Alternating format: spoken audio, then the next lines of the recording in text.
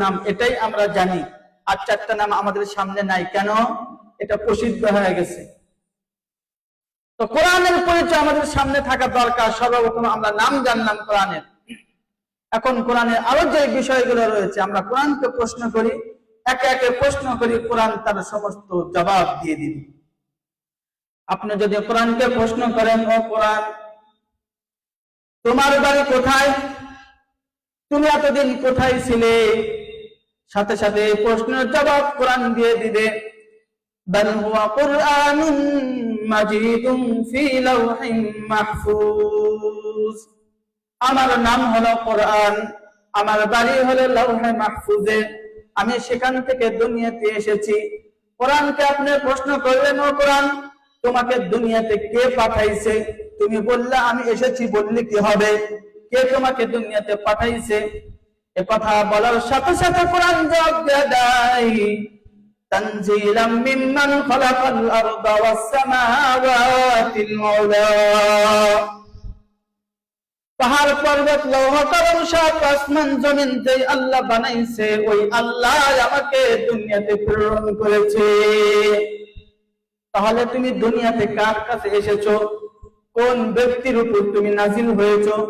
এই প্রশ্ন যখন কোরআনকে বলবেন, সাথে সাথে কোরআন জবাব দেয়া দেয়, আমি এই দুনিয়াতে মুহাম্মদ সাল্লাল্লাহু আলাইহি ওয়াসাল্লামের উপর নাজিল হয়েছি।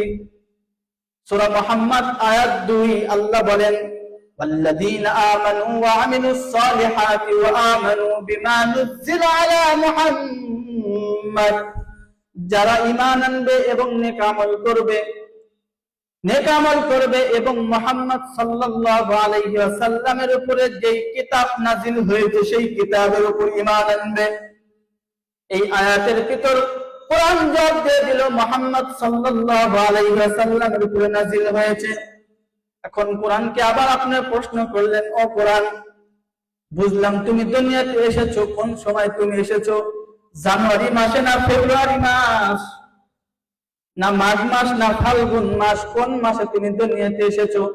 কোরআনকে যখন আপনি প্রশ্ন করবেন, কোরআন বলে, আমি বাংলা বুঝি না, ইংরেজি বুঝি না, আমি হলাম আরবি। তুমি আমাকে আরবিতে প্রশ্ন করো, তোমার জবাব আমি আরবিতে দেব। তাহলে আচ্ছা ঠিক আছে কোরআন, তুমি আরবিতে জবাব দাও, যেহেতু তোমার ভাষা আরবি।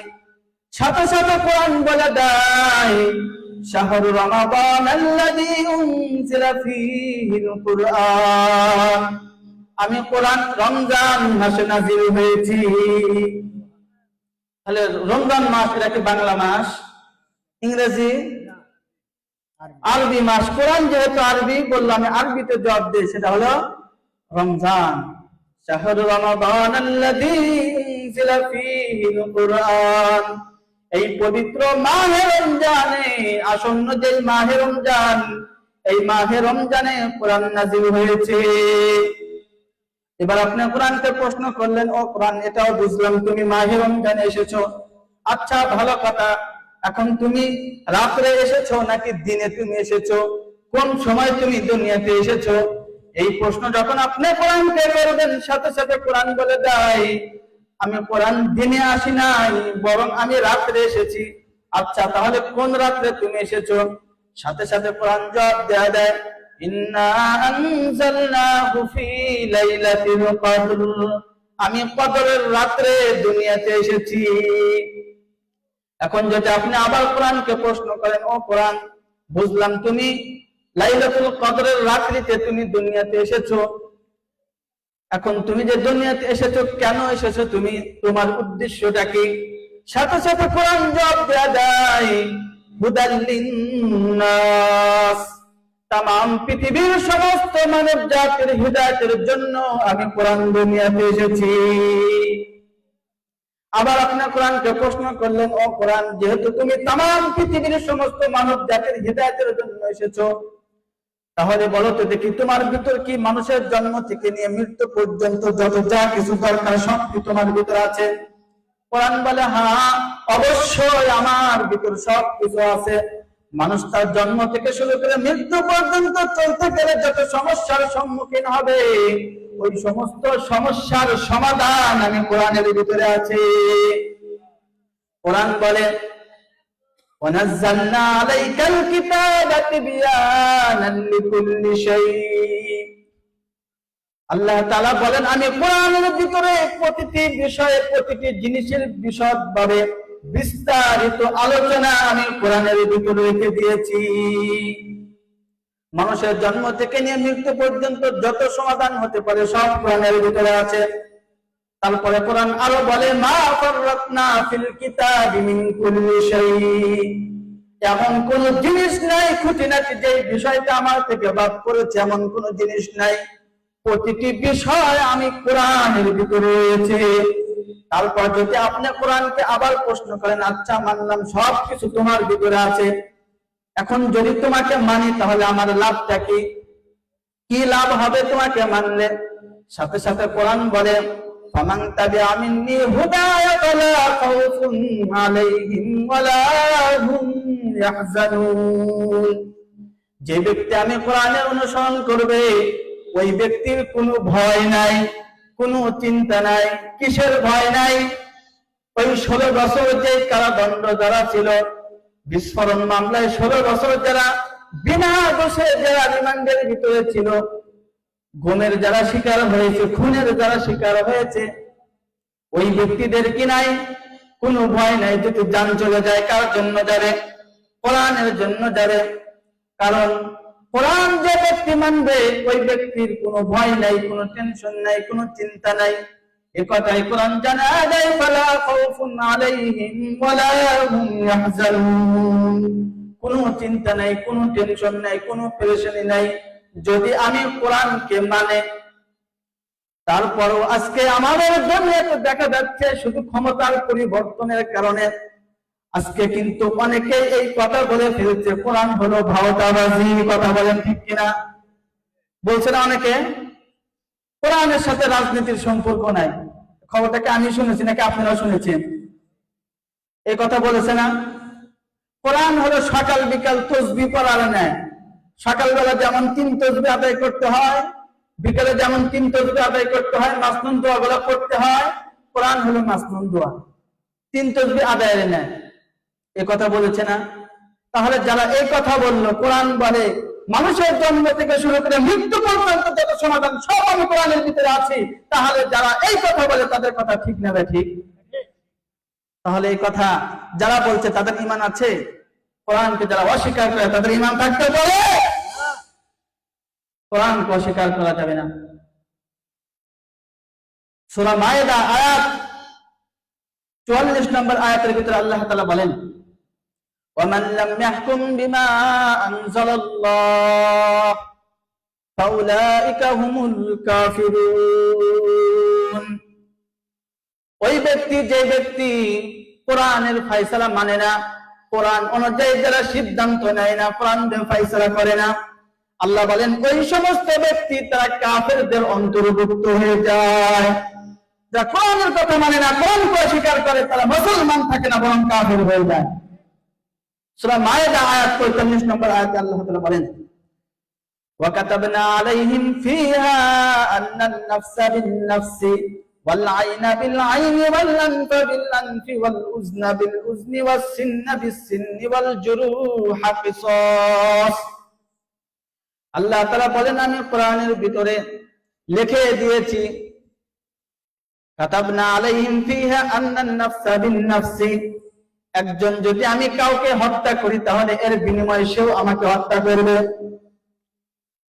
ওয়াল আইনা বিল আইনি, যদি আমি কারো চক্ষু উঠায় দেই এর বিনিময়ে সেও আমাকে চক্ষু উঠায় দিবে। ওয়াল আনফা বিল আনফি, যদি আমি কারো নাককে উঠায় দেই, এক ঘুষি মেরে নাক উঠায় দিয়েছি, ওই ব্যক্তিও আমার নাকটা ঘুষি মেরে উঠায় দিবে। ওয়াল উযনা বিল উযনি ওয়াস সিন্না বিস সিন্নি, যদি কোনো ব্যক্তির কোনো কান আমি কেটে দেই বা কানকে আমি উঠায় দেই, ওই ব্যক্তিও আমার কানকে উঠায় দিবে। ওয়াল উযনা বিল উযনি ওয়াস সিন্না বিস সিন্নি, যদি আমি কোনো ব্যক্তির দাঁত ফালায় দেই ওই ব্যক্তিও আমার দাঁত ফালায় দিবে। আল্লাহ বলেন এই বিধান আমি কোরআনে দিয়েছি। কেন দিয়েছি? আল্লাহ বলেন ওয়ালাকুম ফিল কিসাসি হায়াত, আমি যখন তার দাঁত যখন ফালায় দিয়েছি ওই ব্যক্তিও যখন আমার দাঁত ফালায় দিবে, এই ভয় আমার ভিতরে আছে।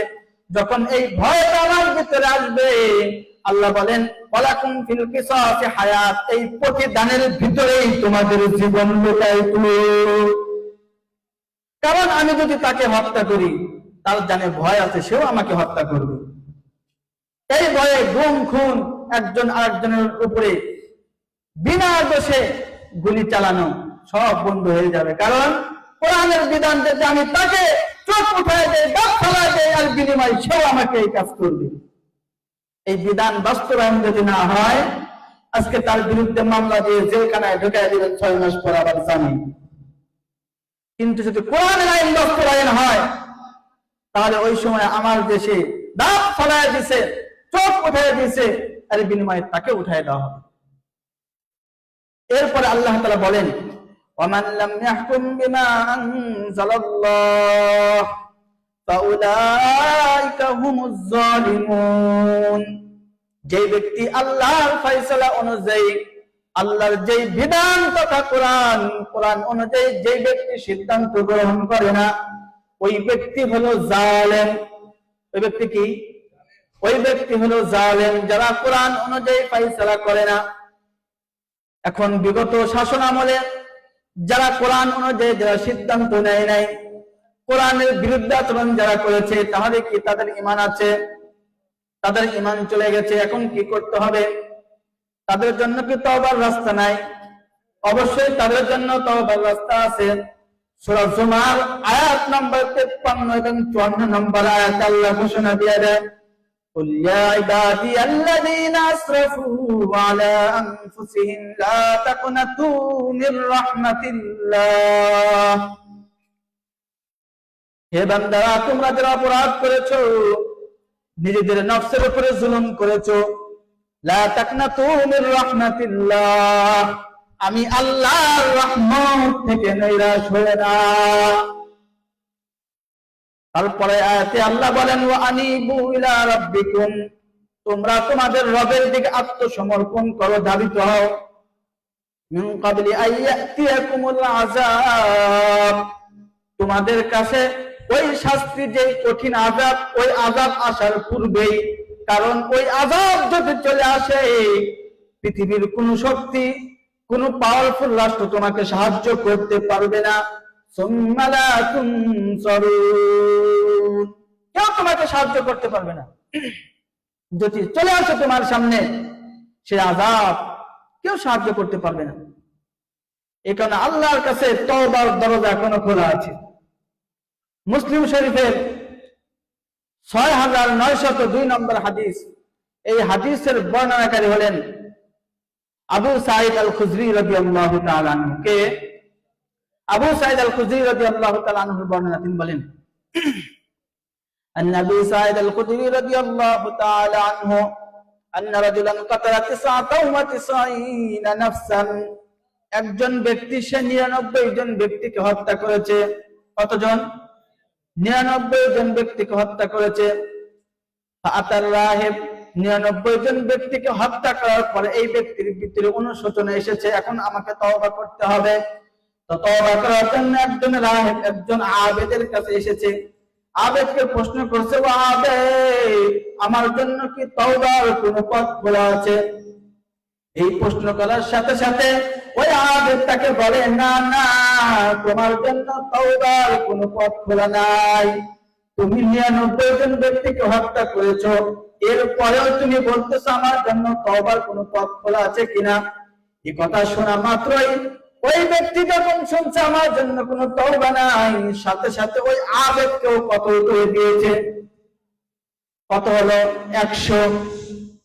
ফাতার রাহিব থুম্মা জাআলা ইয়াসআলু, তারপর আবার মানুষের কাছে প্রশ্ন করতেছে, মানুষের কাছে বলে বলে বেড়াচ্ছে আমার জন্য তওবার কোনো পথ খোলা আছে কিনা। থুম্মা জাআলা ইয়াসআলু থুম্মা খারাজা মিন ক্বরিয়াতিন ইলা ক্বরিয়াতিন, এইভাবে প্রশ্ন করতে করতে একজন আলেমের কাছে গিয়েছে। যাওয়ার পরে আলেম তাকে বলছে, হ্যাঁ, তোমার জন্য তওবার পথ খোলা আছে। তোমার তওবার ক্ষেত্রে আল্লাহ তোমার গুনাহ এবং তওবার ক্ষেত্রে কোনো ব্যবধান নাই, বরং তুমি তওবা করার সাথে সাথে আল্লাহ তোমার তওবা কবুল করে নেবে। এই কথা বলা মাত্রই ওই ব্যক্তিকে প্রশ্ন করলো আলেম যে তাহলে এখন আমি কি করতে পারি? ওই আলেম তাকে বলে দেয় তুমি এখন এই যেহেতু একটা খারাপ এলাকা, এই এলাকায় তুমি এতজন ব্যক্তিকে হত্যা করেছো, তাহলে তুমি এই এলাকা থেকে চলে অন্য এলাকায় যাও, যে এলাকার ভিতরে আলেম আছে, ভালো মানুষ আছে, ওই এলাকায় তুমি আমল করতে করতে তাদের সাথে থাকতে থাকতে দেখবা তোমার ভিতরে একটা পরিবর্তন আসবে, তোমার ভিতরে অনুশোচনা আসবে, তাহলে তুমি এই এলাকা ছেড়ে অন্য এলাকায় চলে যাও। فخرج من قرية إلى قرية فيها قوم صالحون। তারপর সে ওই এলাকা থেকে অন্য এলাকার দিকে সে যায়, যাওয়ার পর অল্প কিছু পথ সে অতিক্রম করে, যাওয়ার পরে মাঝ পথে তার ইন্তেকাল হয়ে যায়। ফাআদরাকাহুল মাউত, আজরাইল আলাইহিস সালাতু ওয়াস সালাম চলে আসার পর ফানা আবি সাদরিহি, সে তার বুকের উপরে ভর করে আরো এক বিঘত সামনের দিকে অগ্রসর হয়। সুম্মা মাতা, তারপরে ইন্তেকাল হয়ে যায়। ফাখতাসামাত ফীহি মালাইকাতুর রাহমাত ওয়া মালাইকাতুল আযাব। যখন ওই মাঝপথে তার ইন্তেকাল হয়ে যায়, ইন্তেকাল হয়ে যাওয়ার সাথে সাথে আযাবের ফেরেশতারা বলে না না, এই ব্যক্তি হলো জাহান্নামী, তাকে আমাদেরকে জাহান্নামে নিয়ে যাওয়ার জন্য ব্যবস্থা করে দাও। জান্নাতের ফেরেশতারা বলে না না, এই ব্যক্তি হলো জান্নাতি। কেন জান্নাতি? সে ওই খারাপ এলাকা থেকে বের হয়ে ভালো এলাকার দিকে সে যাচ্ছিল, কাজে তুমি আমাকে ব্যবস্থা করে দাও, আমরা তাকে জান্নাতে নিয়ে যাব। তো উভয় ফেরেশতারা তারা পরস্পর তর্ক শুরু করে দিল। ফাখতাসামাত ফীহি মালাইকাতুর রাহমাতি ওয়া মালাইকাতুল আযাব ফাকানা ইলাল ক্বরিয়াতিস সালিহাতি আকরাবা মিনহা বিশিবরিন। এখন উভয় ফেরেশতারা যখন পরস্পর তর্ক শুরু করে দিল, এখন ফয়সালা করলো তাহলে ঠিক আছে, তোমরা চাচ্ছ তাকে জান্নাতে নিয়ে যাওয়ার জন্য, আমরা চাচ্ছি তাকে জাহান্নামে নিয়ে যাওয়ার জন্য, তাহলে অবশ্যই একটা সমাধান দরকার। তাহলে সমাধানটা কি হতে পারে? আমরা উভয় দিক থেকে আমরা মাপি, কোন দিকে সবচেয়ে জায়গা কম, ওই দিকে সে ব্যক্তির ধর্তব্য হবে। ফাকানা ইলাল ক্বরিয়াতিস সালিহাতি আকরাবা মিনহা বিশিবরিন ফাজুইলা মিন আহলিহা। যখন মাপা হলো, দেখে ওই ব্যক্তি ওই ভালো এলাকার দিকে এক বিঘা তথা এক হাত বেশি অগ্রসর হয়েছে। পয়গম্বর বলেন ওই ব্যক্তিকে সাথে সাথে জান্নাতের ফেরেশতারা নিয়ে তাকে জান্নাতে নিয়ে যায়। তাহলে তওবার দরজা খোলা আছে কিনা? অবশ্যই খোলা আছে। সূরা জুমার আয়াত 65 এবং সূরা শুআরা আয়াত নম্বর 25 আল্লাহ বলেন وهو الذي يقبل التوبة عن عباده ويعفو عن السيئات। তিনি এমন সত্তা যিনি বান্দার তওবাকে কবুল করেন, শুধু বান্দার তওবা কবুল করেন না, বরং তার যত গুনাহ আছে সমস্ত গুনাহগুলোকে মিটায়া দেয়। এরপরে আল্লাহ তাআলা আরো বলেন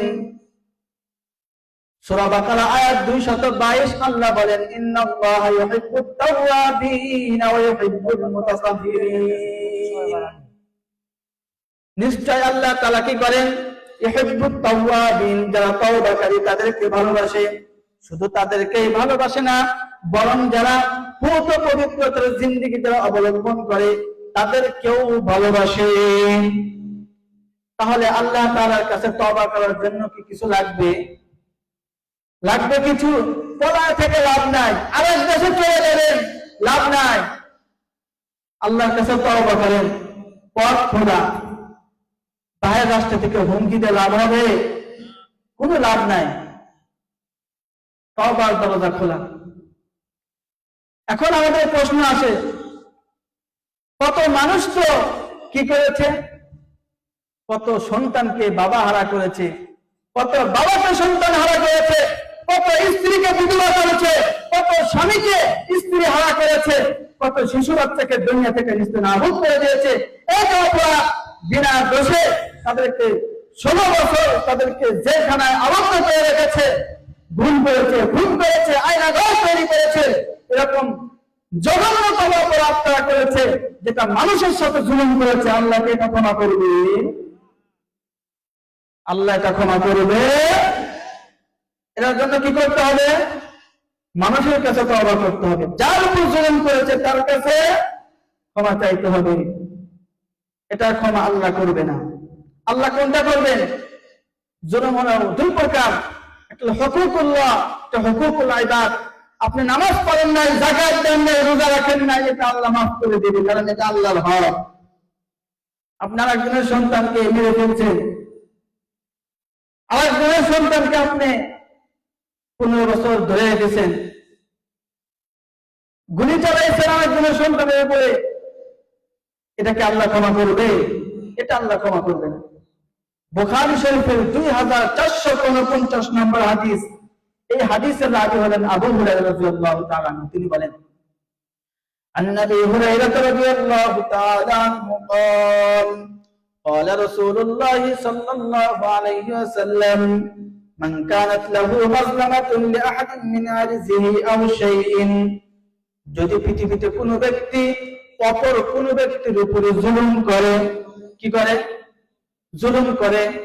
মান কানাত লাহু মাজলামাতুন লিআহাদিন মিন আরজিহি আও শাইইন, অথবা অপর কোনো ব্যক্তির সম্মানকে নষ্ট করে ফেলছে, পয়গম্বর বলেন ফাল্লাতাহাল্লালহু মিনহু আল-ইয়াওম, তাহলে ওই ব্যক্তি যাতে আজকেই তার কাছে গিয়ে ক্ষমা চায়। ক্বাবলা আল্লা ইয়াকুনা দিনারুন ওয়ালা দিরহামুন, ওই দিন আসার পূর্বেই, যে দিন আসলে কালে কোন দিনার দিরহাম টাকা পয়সা কিছুই কাজে আসবে না, ওই দিন আসার পূর্বেই ওই ব্যক্তির কাছে ক্ষমা চাও।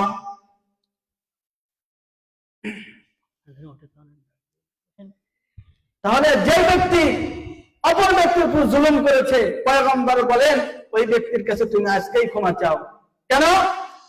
ক্বাবলা আল্লা ইয়াকুনা দিনারুন ওয়ালা দিরহামুন, ওই দিন আসার পূর্বে, যেই দিন দিনার দিরহাম কাজে আসবে না, যত টাকা আপনারা নিয়ে গিয়েছেন ওই টাকা কাজে আসবে না, বাইরে পাচার করেছেন কাজে আসবে না, ওই টাকা দিয়ে কিছুই করতে পারবেন না, ব্যক্তির কাছে ক্ষমা চাইতে হবে। কে বলতেছে?